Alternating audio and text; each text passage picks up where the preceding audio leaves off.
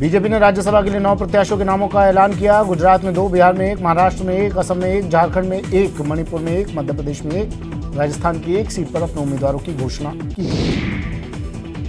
BJP ने राजस्थान से राजेंद्र गहलोत को राज्यसभा उम्मीदवार बनाया है। राजेंद्र गहलोत बीजेपी उपाध्यक्ष और भैरव सिंह शेखावत सरकार में मंत्री रह चुके हैं।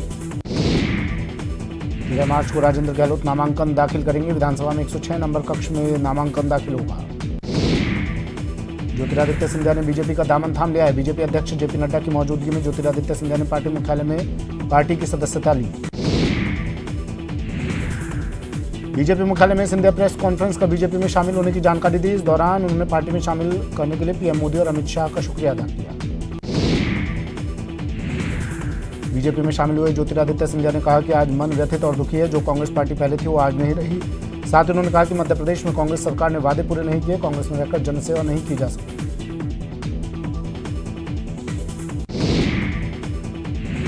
ज्योतिरादित्य सिंधिया ने कहा कि मेरे जीवन में 2 तारीख काफी अहम रही हैं। इनमें पहला 30 सितंबर 2001 जिस दिन मैंने अपने पिता को खोया, और दूसरी तारीख 10 मार्च 2020 जब जीवन में एक बड़ा निर्णय लिया। एमपी कांग्रेस में कलह के बीच कांग्रेस विधायकों का एक दल भोपाल से जयपुर पहुंचा है। विधायक को रिसीव करने सीएम गहलोत खुद एयरपोर्ट पहुंचे। 43 विधायकों को ब्यूना विस्टा रिसोर्ट में रोका गया है। एमपी के 40 कांग्रेस विधायकों को ट्री हाउस रिसोर्ट लाया गया है। रिसोर्ट के बाहर कड़ी सुरक्षा व्यवस्था है। किसी को भी रिसोर्ट के अंदर जाने की इजाजत नहीं है। 38 विधायकों में एमपी के पर्यावरण मंत्री सज्जन वर्मा भी शामिल हैं। सीएम अशोक गहलोत ने ब्यूना विस्टा और ट्री हाउस रिसोर्ट में एमपी के कांग्रेस विधायकों से मुलाकात की। वहीं एमपी के सीएम कमलनाथ से भी बातचीत के कयास लगाए जाएंगे।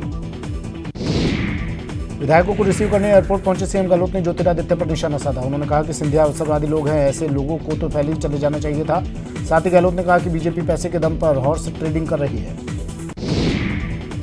ज्योतिरादित्य सिंधिया के बीजेपी में जाने को लेकर राजस्थान के डिप्टी सीएम सचिन पायलट ने इसे दुर्भाग्यपूर्ण बताया। उन्होंने ये भी कहा कि विवादों को सुलझाया जा सकता था।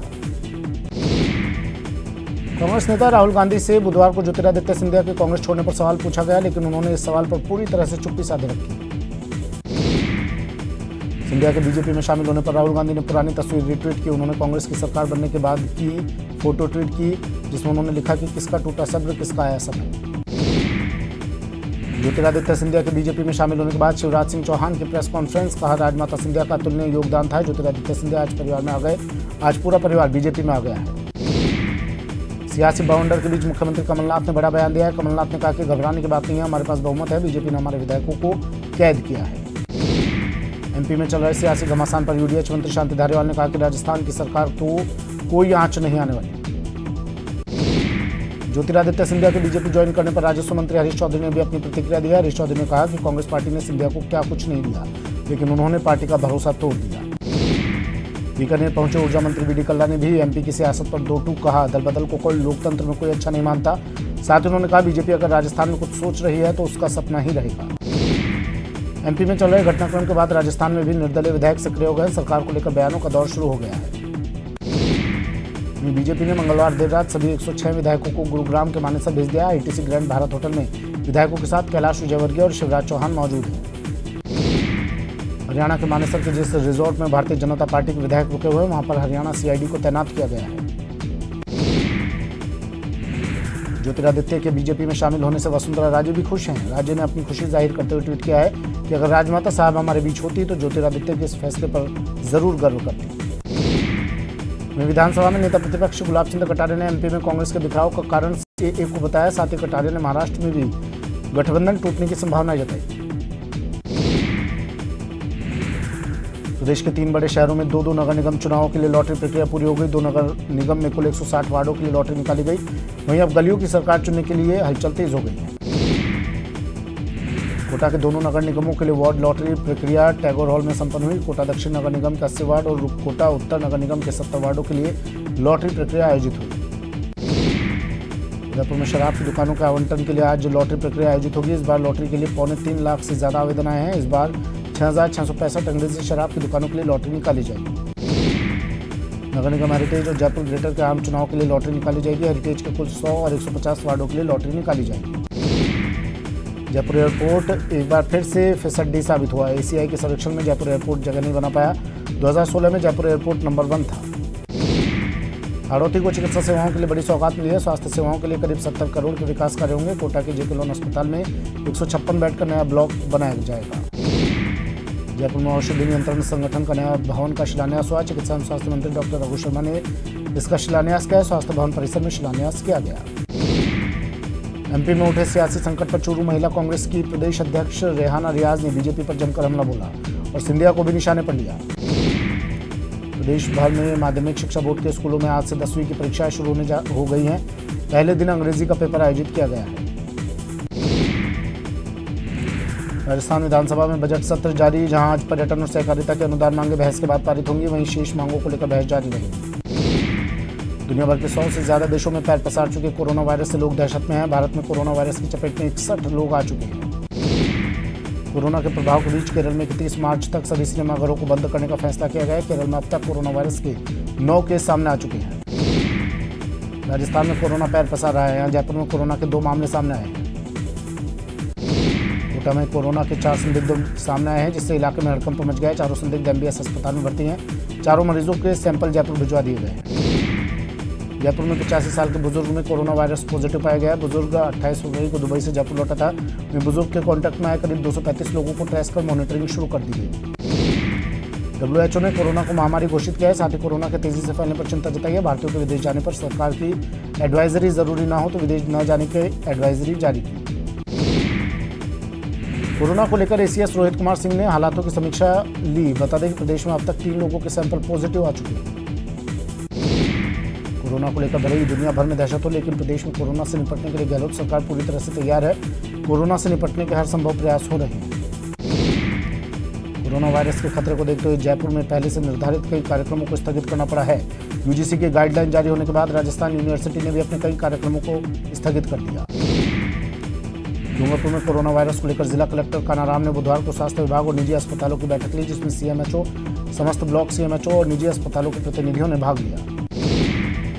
दिल्ली में कोरोना पर जीओएम की एक बैठक हुई। ये बैठक केंद्रीय स्वास्थ्य मंत्री डॉक्टर हर्षवर्धन की अध्यक्षता में हुई, जिसमें विदेश मंत्री और नागरिक उड्डयन मंत्री समेत दूसरे मंत्री शामिल हुए। बैठक में कोरोना बीमारी के मौजूदा हालात और जिससे निपटने पर चर्चा हुई।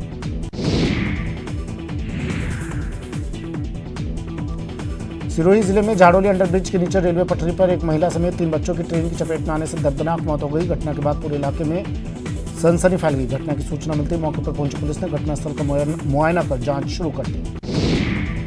नागौर में सीबीआई की टीम ने रिश्वत के मामले में आयकर अधिकारियों के खिलाफ कार्रवाई की। सीबीआई की जोधपुर टीम ने नागौर में एक सीए के घर पर रेड की, जिसके बाद आयकर विभाग के 4 अधिकारियों और सीए को हिरासत में लेकर पूछताछ शुरू की गई। करौली में 10 साल की लड़की की पांचना बांध में नहाने के दौरान डूबने से मौत हो गई। सूचना के बाद पहुंचे गोताखोरों की टीम ने कड़ी मशक्कत के बाद बालिका का शव पांचना नदी से बाहर निकाला। धौलपुर के नेशनल हाईवे 123 पर एक दर्दनाक सड़क हादसा हो गया। हादसे में एक युवक की मौत हो गई, वहीं वाहन चालक मौके से फरार होने में कामयाब रहा। 12 में मुंडली में नहर में युवक का शव मिला, जिससे पूरे इलाके में सनसनी फैल गई। वहीं युवक की पहचान हो गई है, अंता का रहने वाला है। अलवर में मेरठिया बांस में दवाई होलसेल की दुकान के आगे एक अज्ञात युवक की लाश मिलने से लोगों में सनसनी फैल गई। घटना की सूचना मिलते ही मौके पर पहुंची पुलिस ने जांच में जुट गई है। चूरू के सुजानगढ़ में चोरों ने एक सूने मकान को निशाना बनाया। चोरों ने मकान से आधा किलो चांदी के बर्तन सहित करीब 5000 रुपए की चोरी की वारदात को अंजाम दिया। टोंक के गुलजार बाग आवासीय बस्ती में चोरों ने एक निजी शाला संचालक के मकान से लाखों रुपए की नकदी और जेवरात पर हाथ साफ कर डाला। फिलहाल पुलिस मामले की जांच में जुट गई है। उदयपुर के प्रतापनगर इलाके में एक ज्वेलरी की दुकान से लाखों रुपए की ज्वेलरी की चोरी की वारदात सीसीटीवी में कैद हुई है, जहां बदमाशों ने दुकानदार की नजरों से बचकर 6 तोला सोना और ज्वेलरी पर हाथ साफ कर दिया और मौके से फरार हो गए। उदयपुर के मांडवा में 2 बदमाशों ने फायरिंग कर दी, जिसमें 14 साल की बच्ची की मौत हो गई। वहीं मौत के बाद ग्रामीणों ने जमकर हंगामा किया। राजसमंद के भीम थाना क्षेत्र के बाहर पुलिस चौकी पर तैनात पुलिसकर्मियों के साथ कुछ ग्रामीणों का मारपीट करने का वीडियो वायरल हुआ है। जानकारी के मुताबिक खेड़ी का खेड़ा गांव के कुछ ग्रामीणों ने पुलिसकर्मियों के साथ मारपीट की। प्रतापगढ़ के अरनोद थाना क्षेत्र के नौगावा चौकी क्षेत्र में बदमाशों पर कार्रवाई के दौरान पुलिस पर फायरिंग कर दी गई। इस दौरान कांस्टेबल राम अवतार घायल हो गया, जिसे इलाज के लिए अस्पताल में भर्ती करवा दिया गया है। थानाधिकारी ने बताया कि जब पुलिस अरनोद थाने की तरफ लौट रही थी, इस दौरान रास्ते में छुपे हुए अपराधियों ने पुलिस पर फायरिंग कर दी। इस फायरिंग में अरनोद थाने में कार्यरत कांस्टेबल राम अवतार के हाथ में गोली लग गई। चूरू के सुजानगढ़ में पुलिस को हनी ट्रैप मामले में बड़ी कामयाबी मिली है। पुलिस ने 2 आरोपियों को ब्लैकमेलिंग की रिश्वत लेते रंगे हाथों गिरफ्तार किया है। अलवर के उद्योगनगर थाना क्षेत्र में संदिग्ध हालत में श्रमिक की मौत हो गई। मृतक का पोस्टमार्टम कराकर शव परिजनों को सौंप दिया गया है। भरतपुर के कामा कस्बे में न्यायालय के पास युवक का शव मिलने से सनसनी फैल गई। ज्यादा शराब पीने से युवक की मौत हो गई। कोटा के खेरुला गांव के पास पेड़ पर एक युवक का शव मिला, जिससे इलाके में सनसनी मच गई। देखते ही देखते मौके पर ग्रामीणों की भारी भीड़ जुट गई। ग्रामीणों ने हत्या की आशंका जताते हुए इलाके में बिगड़ रही कानून व्यवस्था पर गहरा आक्रोश जताया। मृतक ओम प्रकाश गुलेल गांव का निवासी था। मौके पर पहुंची पुलिस ने मामले की जांच शुरू कर दी है। सिरोही के पिंडवाड़ा में एक भाई ने दूसरे भाई की गोली मारकर हत्या कर दी। घटना में बीच बचाव कराने आया एक व्यक्ति भी घायल हो गया, जिसे पिंडवाड़ा अस्पताल में भर्ती कराया गया। फायरिंग की वजह जमीन विवाद बताई जा रही है। मौके पर पहुंची पुलिस ने तफ्तीश शुरू कर दी है। और पुलिस को बड़ी कामयाबी हाथ लगी है। पुलिस ने एटीएम तोड़कर पैसे निकालने के मामले में आरोपी को गिरफ्तार किया। फिलहाल पुलिस मामले की जांच में जुटी है। कोटा में 8वीं बोर्ड परीक्षा आज से शुरू होगी, जो कि 23 मार्च तक चलेगी। 135 केंद्रों पर यह परीक्षा आयोजित होगी। जिला शिक्षा एवं प्रशिक्षण संस्थान ने परीक्षा की तैयारियां पूरी कर ली है। कोटा में आज से माध्यमिक शिक्षा बोर्ड की ओर से 10वीं कक्षा की बोर्ड परीक्षा शुरू होगी। माध्यमिक शिक्षा विभाग की ओर से परीक्षा की सभी तैयारियां आज पूरी कर ली गई है। राजधानी जयपुर के नींदर में जेडीए के खिलाफ किसानों का आंदोलन लगातार 12वें दिन भी जारी रहा। यहां 101 किसान जमीन समाधि सत्याग्रह के माध्यम से अपना विरोध दर्ज करवा रहे हैं। भीलवाड़ा में डायन होने का आरोप लगाकर मां बेटी की पिटाई का मामला सामने आया है। वारदात कारोई कस्बे की है, जहां पड़ोसियों ने पहले मां बेटी की पिटाई की और फिर घर में घुसकर सारा सामान तोड़ डाला। बिहार के गोपालगंज में युवक ने सरेआम पिस्टल लहराई। सोशल मीडिया पर वायरल हुआ वीडियो भोरे थाने के कुर्थिया गांव का वीडियो। भरतपुर के कामा जोरहरा सड़क पर एक तेज रफ्तार स्कॉर्पियो के सामने अचानक एक नील गाय आ गई, जिसे बचाने के चक्कर में ड्राइवर अपना संतुलन खो बैठा और गाड़ी पलट गई। हादसे में ड्राइवर बुरी तरह से जख्मी हो गया।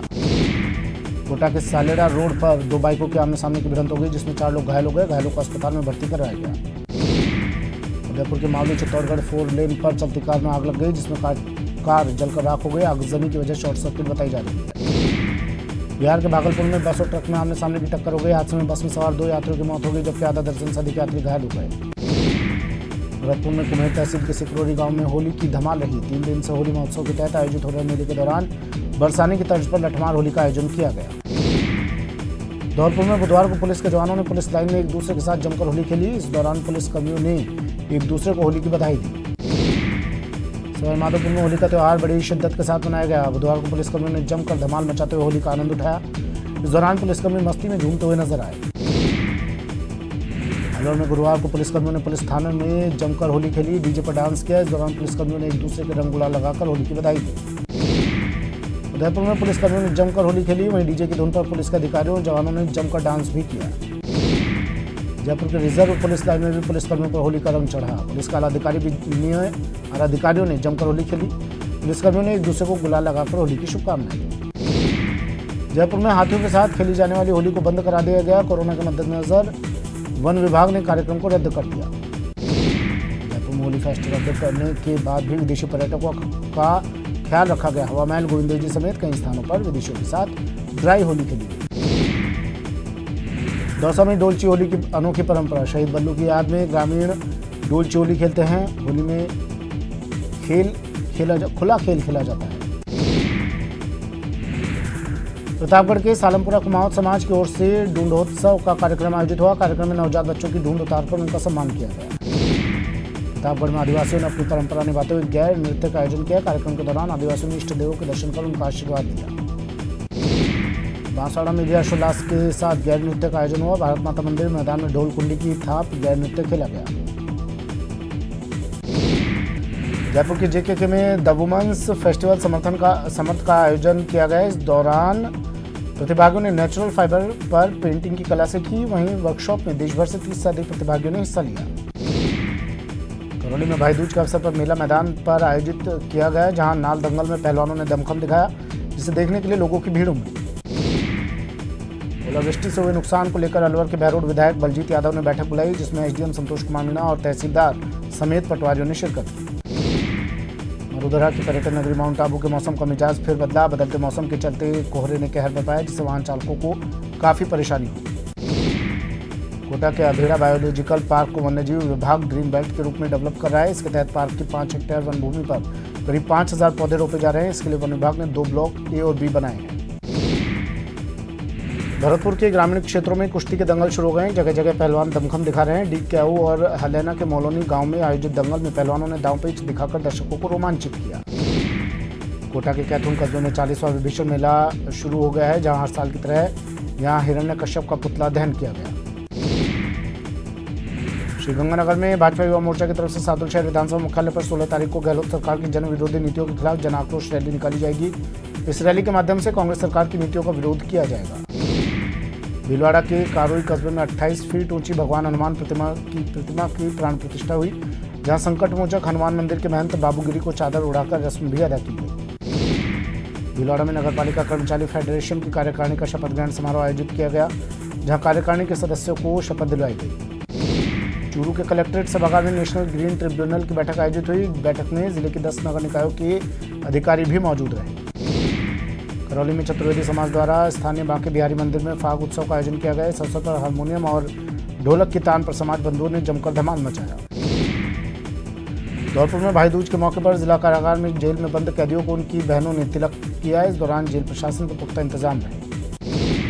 अल्पसंख्यक मामलात मंत्री शाले मोहम्मद ने जैसलमेर जिले के नहरी क्षेत्र सहित विभिन्न ग्रामीण अंचलों का दौरा किया और ग्रामीण क्षेत्रों की समस्याओं का जायजा लिया।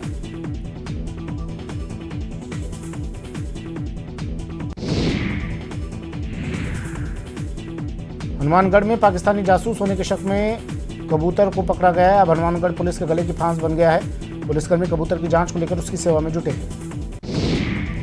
जयपुर में आवासन आयुक्त पवन अरोड़ा ने शासन सचिवालय में वीडियो कॉन्फ्रेंस कर मंडलाधिकारियों से वार्ता की और विभिन्न योजनाओं की समीक्षा की। अलवर के बहरोड नगर पालिका में पिछले कई सालों से स्थायी बस स्टैंड नहीं होने से लोगों को काफी परेशानी हो रही है। पिछले हफ्ते पुलिस ने ओवरब्रिज के नीचे 5 चालान काट दिए, लेकिन इसके स्थायी समाधान के लिए कोशिश तेज हो गई है। राजसमंद में राजस्थान पटवार संघ की जिला इकाई ने 4 सूत्री मांगों को लेकर राजसमंद उपखंड अधिकारी सुशील कुमार को मुख्यमंत्री महोदय के नाम ज्ञापन सौंपा। डूंगरपुर में राष्ट्रपिता महात्मा गांधी की 150वीं जयंती के उपलक्ष्य में प्रभात फेरी निकाली गई। प्रभात फेरी शहर के गांधी आश्रम से रवाना हुई, जो कि शहर के विभिन्न मार्गों से होते हुए कलेक्ट्रेट पहुंची। जयपुर माध्यमिक शिक्षा बोर्ड की 10वीं की परीक्षा आज से शुरू। परीक्षा केंद्र पर छात्र छात्राओं की भारी भीड़। जयपुर जिले में 557 परीक्षा केंद्र बनाए गए हैं। करौली के टोडाभीम में राजकीय उच्च माध्यमिक विद्यालय में भामाशाह के सहयोग से एक हॉल और बरामदे निर्माण के लिए शिलान्यास किया गया। हॉल निर्माण से विद्यालय के छात्रों को सुविधा होगी। दौसा में 10वीं बोर्ड की परीक्षाएं शुरू हो गई हैं। जिले में 167 परीक्षा केंद्रों पर एग्जाम है। दिल्ली हिंसा पर लोकसभा में अमित शाह ने कहा कि दिल्ली में दंगों के लिए यूपी से आए थे 300 लोग और दिल्ली पुलिस ने 36 घंटे में हिंसा रोकी। दिल्ली हिंसा पर गृह मंत्री अमित शाह ने सदन में जवाब देते हुए कहा कि दोनों समुदायों के खिलाफ एफआईआर दर्ज हुई है। वहीं दिल्ली हिंसा मामले में 2647 से ज्यादा लोग गिरफ्तार हो चुके हैं और अब तक 700 से ज्यादा लोगों के खिलाफ एफआईआर दर्ज हो चुकी है। अमित शाह ने कहा कि 25 फरवरी की रात 11 बजे के बाद से रिकॉर्ड के मुताबिक कोई भी हिंसा की घटना नहीं हुई। अमित शाह ने कहा कि दिल्ली हिंसा में शामिल किसी को भी सरकार नहीं बख्शी। केंद्रीय गृह मंत्री अमित शाह का खुलासा करते हुए उन्होंने कहा कि दिल्ली दंगों में 100 से ज्यादा हथियार बरामद हुए हैं। वहीं हिंसा में 52 लोगों की जान गई और 526 घायल हुए हैं। साथ ही साथ दंगे में 371 दुकानें जली हैं। दिल्ली हिंसा पर अमित शाह ने सोनिया गांधी पर हमला बोलते हुए कहा कि सोनिया गांधी के भाषण के बाद दिल्ली में हिंसा शुरू हुई। साथ ही सदन में कांग्रेस ने वॉकआउट किया।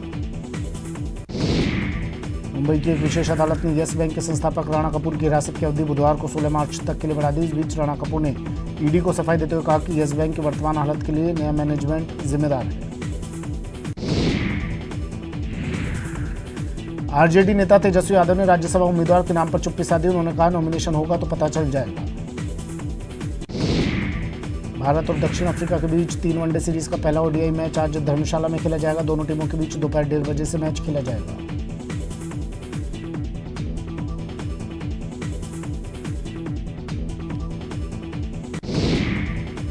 बुलेटिन में फिलहाल इतना ही। दीजिए इजाजत। नमस्कार।